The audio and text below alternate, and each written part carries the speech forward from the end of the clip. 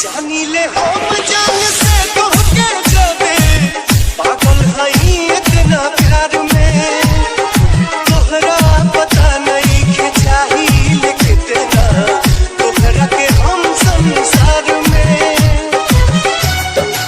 Indrajit Raja Khaira Pahadi mobile number 9525104625।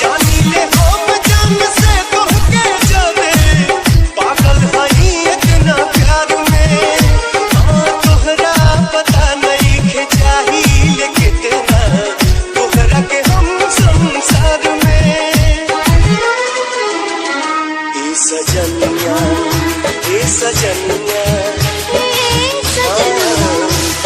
सजनवा लेके हम आई सजा के मन से दूरा ले जाई तोहरा के अपने भवनमा।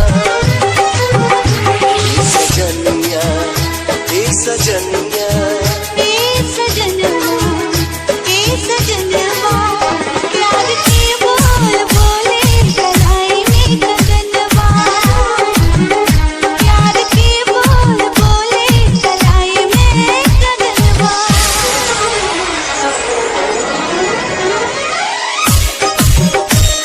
Indrajit Raja Khaira Pahadi mobile number 9525104625।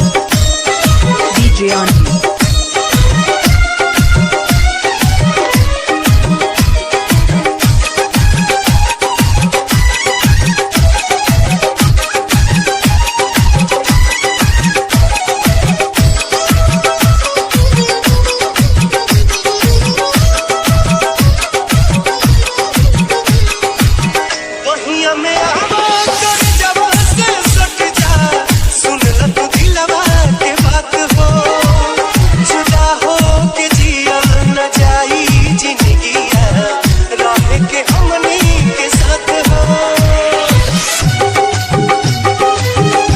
Indrajit Raja Khaira Pahadi mobile number 9525104625।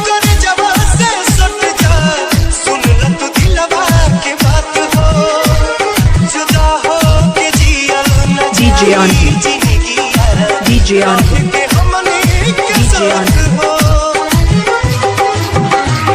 सजनिया सजनिया सजनवा टोकी न टोकी मिलन देखी दुनिया देती हली तोहरा के साथो बचनवा। सजनिया सजनिया